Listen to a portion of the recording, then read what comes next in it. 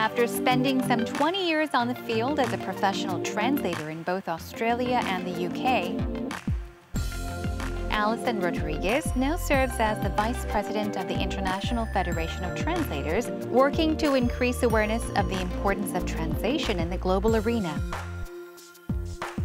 On today's Heart to Heart, we sit down with Alison Rodriguez to take a look at the present and the future of the translation market.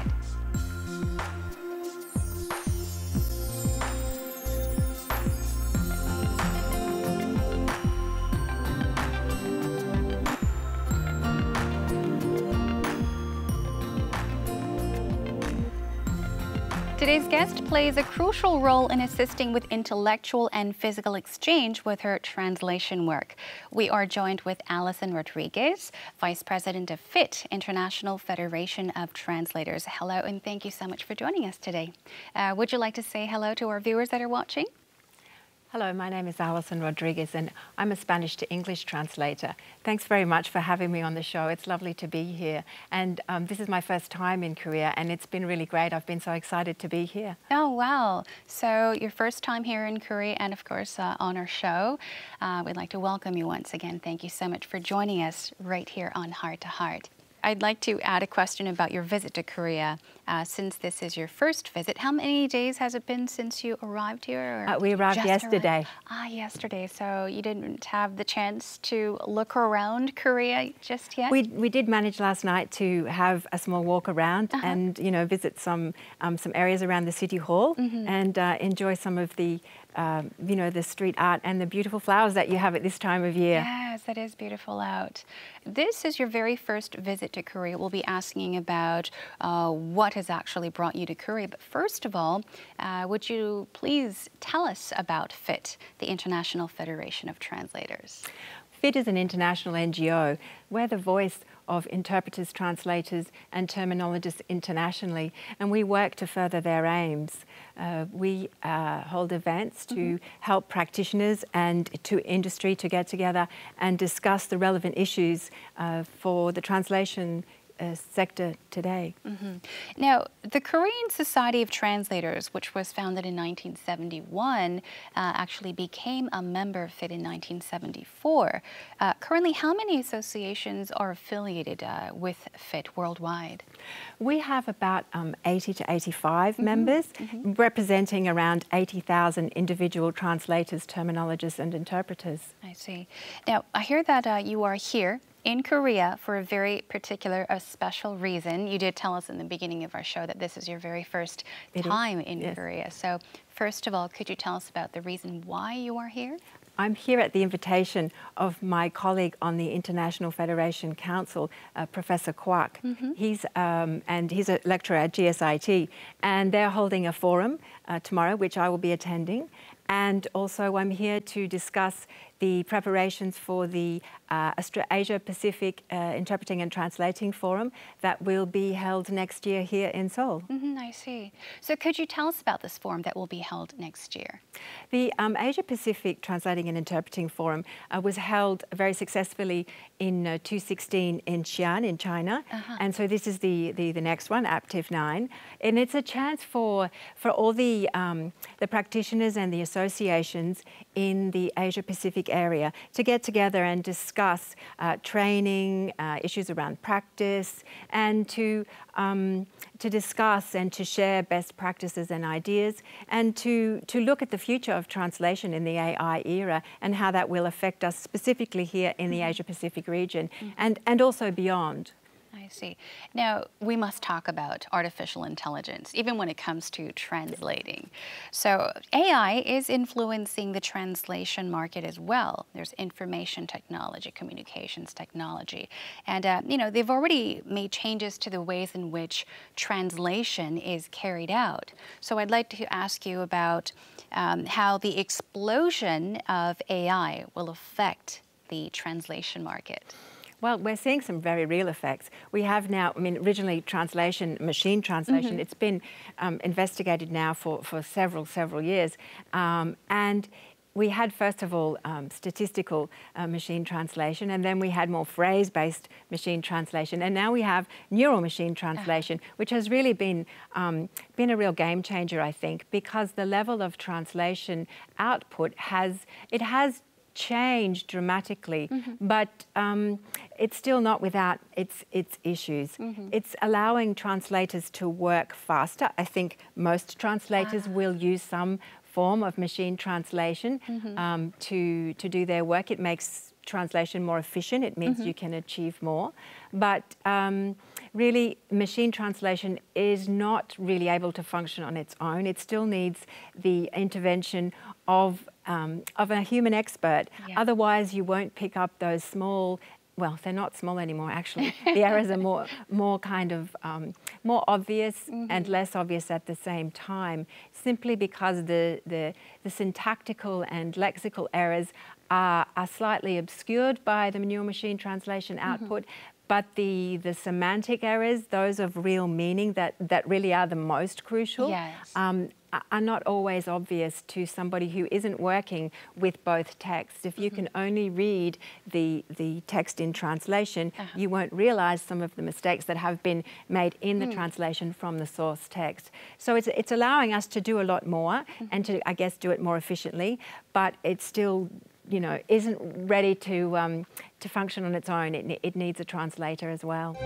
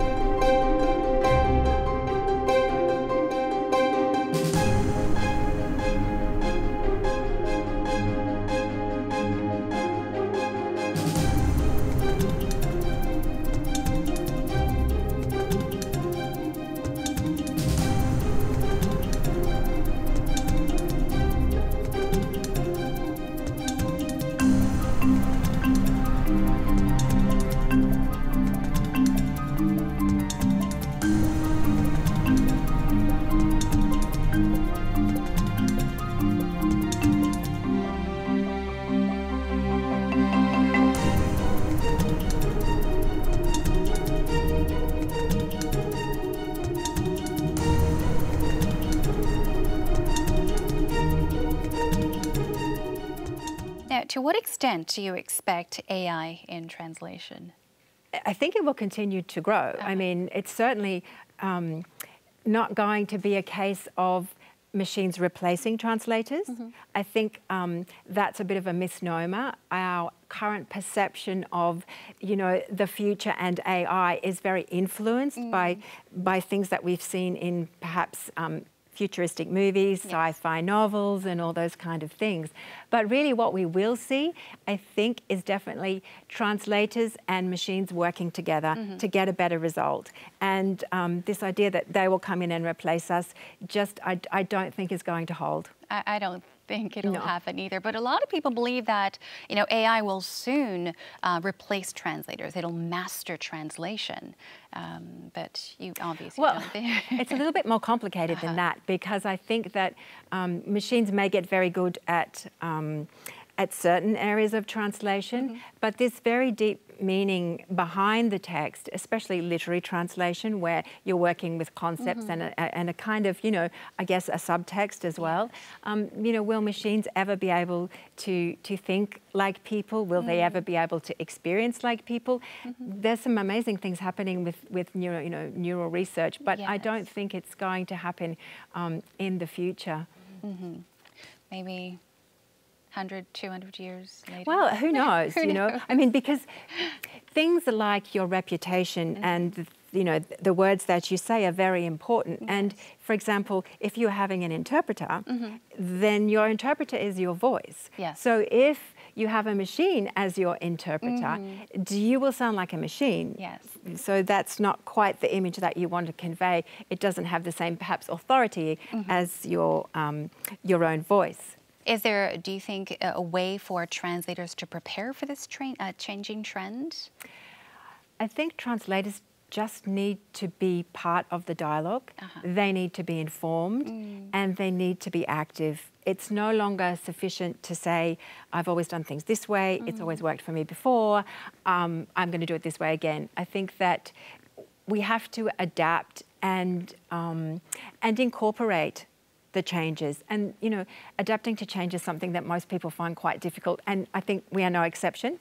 But definitely it's about being informed, and it's about being proactive, and it's about using the machines to our advantage. And I think that perhaps machines won't run away with the translation market simply because humans need to be involved. Yes. The present situation of the translation market is rapidly changing due to the Fourth Industrial Revolution. So for current students pursuing this field, it can be a bit difficult. Alison Rodriguez, the Vice President of FIT, has prepared a special lecture for Korean students preparing to jump into this field. I know that you know about me because you're interpreters and translators always do their research. You never turn up to a job without having done all of your research. And I know that you'll treat your classes at your school as a job. So before you turn up every day, you will have done your research. I hope to give them a few ideas for things that they could think about going forward into professional careers, and just to give them a bit of an overview of the translating, interpreting and terminologist work. Humans have very different skills to machines.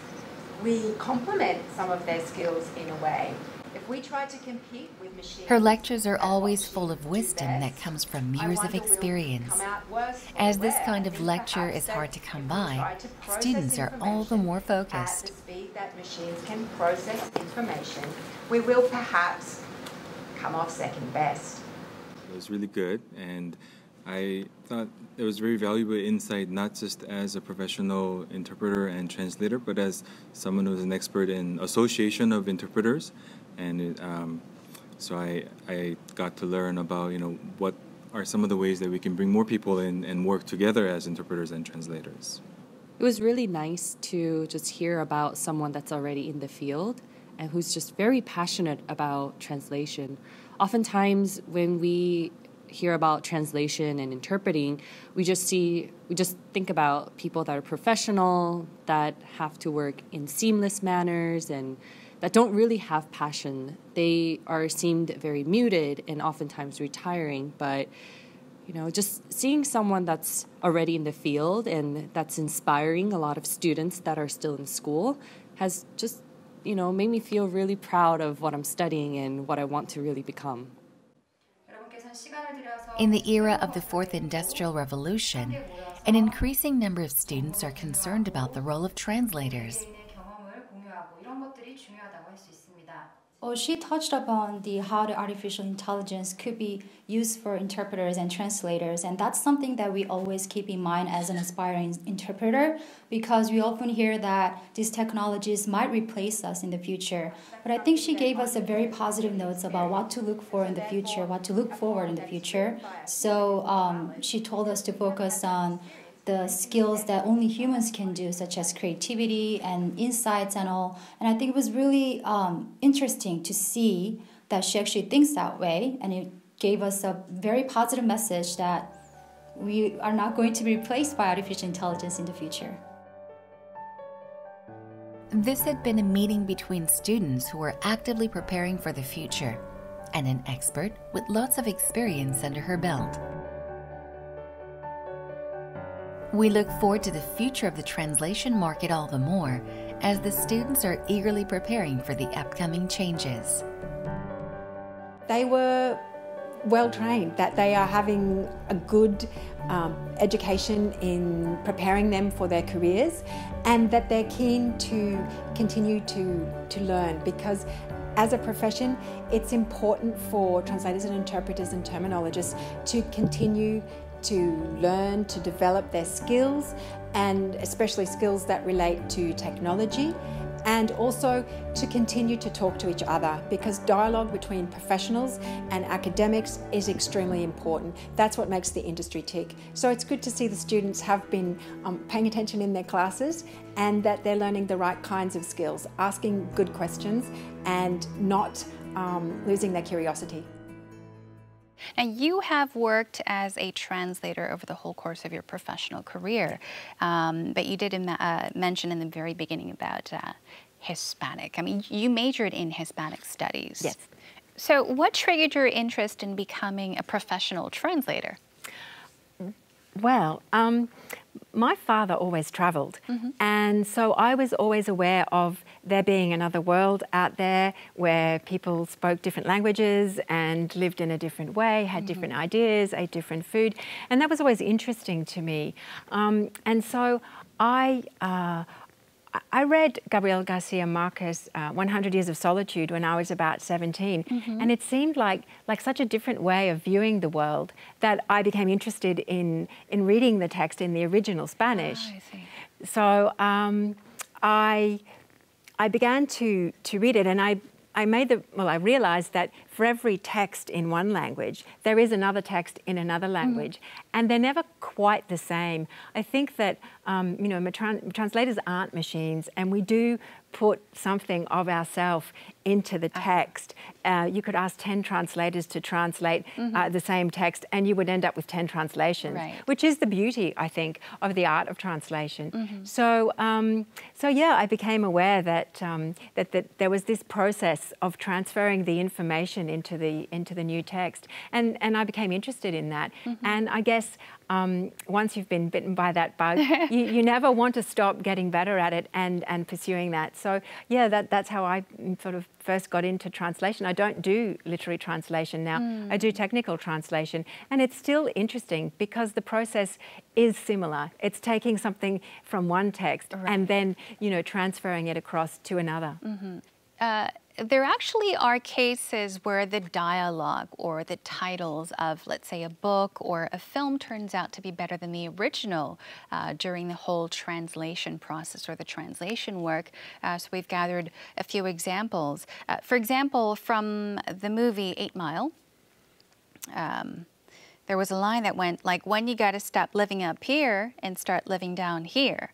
So if you were to translate that, literally translate that word for word, it would have been 꿈속에서 그만 살고 언제 현실로 돌아와야 하냐고.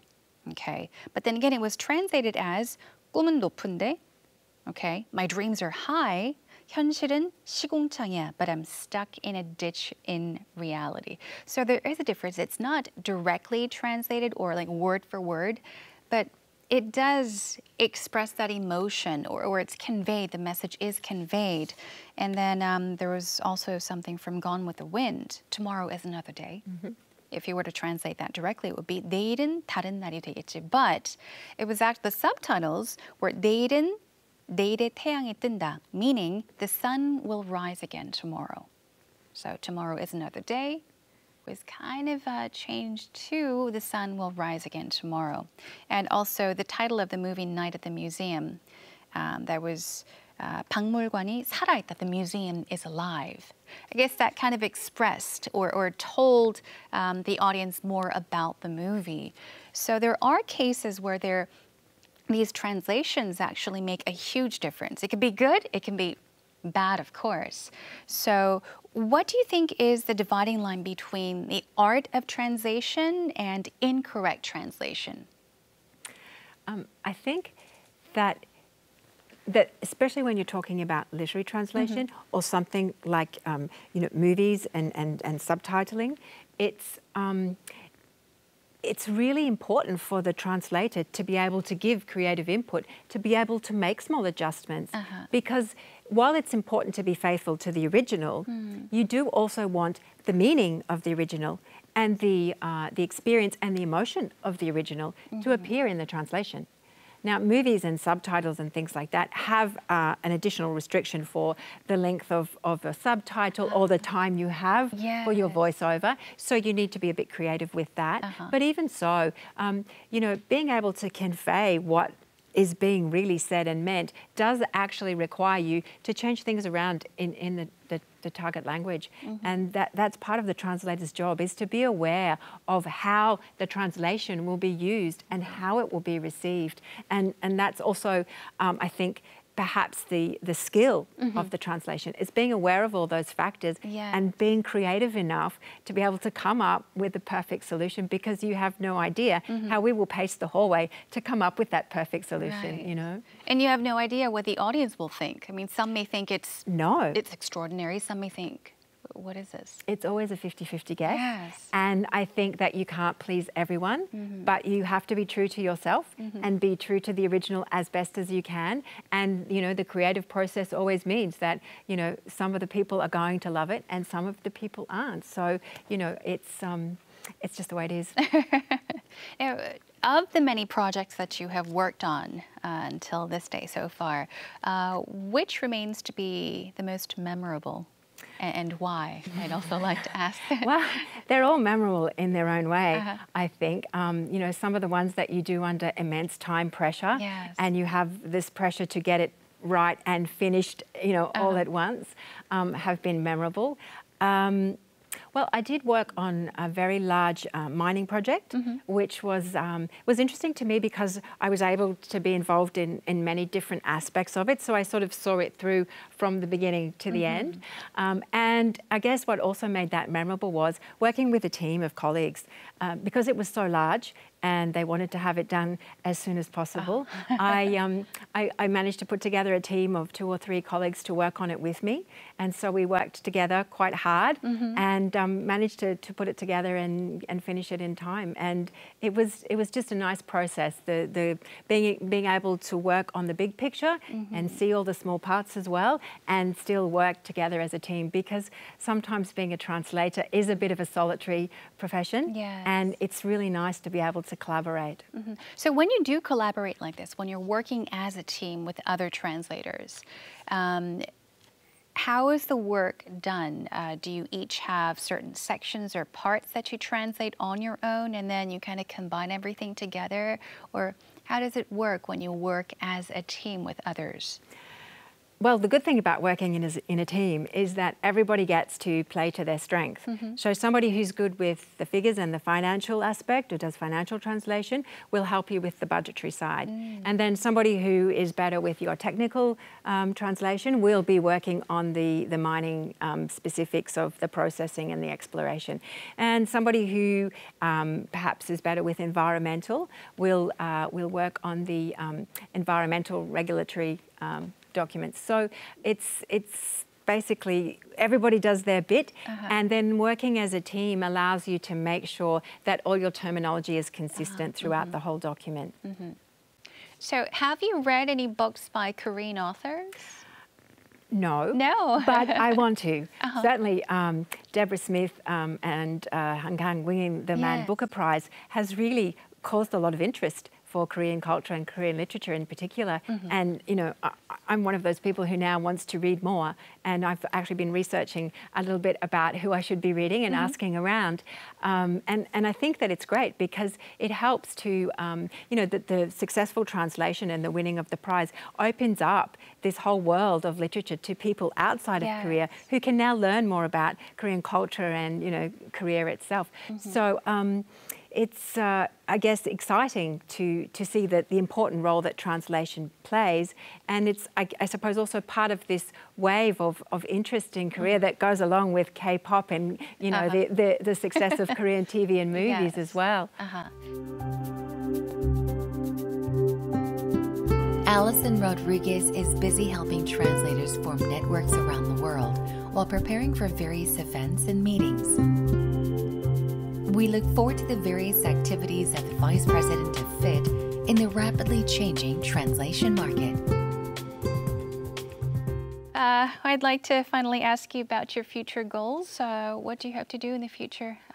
Well, I hope to continue working to promote the interests of individual practitioners. We have a lot of work to do on the FIT Council. We have a great team, and we're looking forward to supporting our events like the Ep.51 next year. And then we will have our Congress again in 2020, which will be in Cuba. So we've got a lot of work to do towards those events. Yeah, sounds like you'll be very, very busy. We will. Well, thank you so much for joining us on the show today. Thank you. And sharing your thoughts and telling us so much about translation and the translation market and about the work that you do. We hope that you return next year and maybe get a chance to spend more time here in Korea and to, I guess, find out more about Korea. Thank you once again. 감사합니다. Thank you.